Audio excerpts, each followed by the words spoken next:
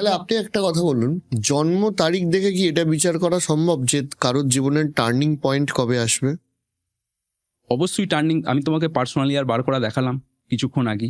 তো পার্সোনাল ইয়ার দেখে তোমার হোল লাইফের গাইডেন্স এবং রোল ম্যাপ তৈরি করে দেওয়া সম্ভব।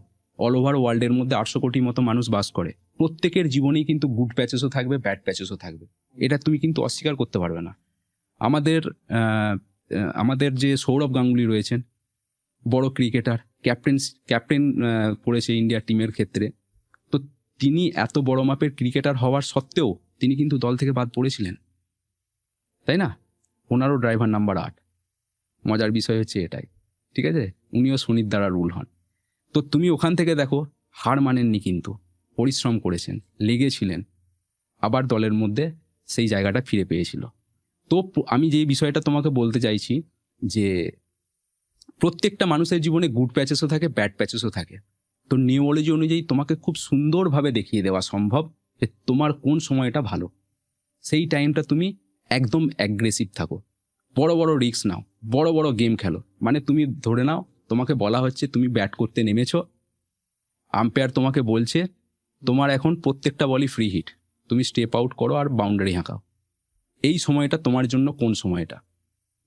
এবার সেকেন্ড, ব্যাড প্যাচেস মানে তুমি ধরো এখন তোমার বাড়ির বাইরে প্রচণ্ড ঝড় বৃষ্টি হচ্ছে, মুষলধারে বৃষ্টি হচ্ছে, তুমি কি বাড়ির বাইরে বেরোবে? না, একদমই না। তাই না? তো যখন তোমার জন্য এই রকম সময় চলবে, তুমি একটু সাবধানে চলো, ধীরে চলো, রিস্ক বেশি নিও না। যে প্রফেশনের মধ্যেই আছো, বেশি রিস্ক না নিয়ে কোনো রকমে বছরটাকে পার করে দেওয়ার চেষ্টা করো। এছাড়াও নিউমোলজি অনুযায়ী যখন আমি ক্লাস করাই, এটা তো বছরের কথা বলছি, মাস কিভাবে তুমি নির্বাচন করবে, বছরের মধ্যে কোন কোন মাসগুলো তোমার জন্য বেটার হবে। আজকে তোমার সাথে যে আমি পডকাস্টে এসছি, আজকের দিনটাও আমি তোমার এবং আমার জন্য ক্যালকুলেশন করে দেখিয়ে দিতে পারবো যে তোমার জন্য আজকের দিনটা কেমন, আমার জন্য আজকের দিনটা আমার জন্যও কেমন হবে।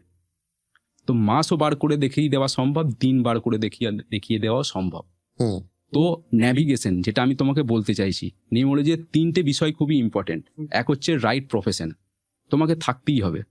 প্রফেশন যদি তোমার ডেট অফ বার্থের সাথে সিঙ্ক করে, তাহলে কিন্তু খুবই মঙ্গল, খুবই ভালো হতে পারে। আর দ্বিতীয় যে বিষয়টা হচ্ছে তোমার নেম স্পেলিং, যেটা 40-50% তোমাকে সাকসেসের দিকে এগিয়ে নিয়ে যেতে সাহায্য করবে। আর তৃতীয় বিষয় হচ্ছে, যেটা তোমাকে এতক্ষণ বলছিলাম, তোমার ন্যাভিগেশন।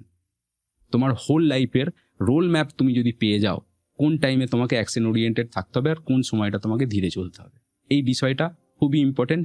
এই 3টে বিষয় যদি কেউ চলতে পারে, তো আমি তোমাকে কনফিডেন্সের সাথে বলতে পারি সেই মানুষ সাকসেসের সেই উচ্চতা কিন্তু অবশ্যই পেতে পারে।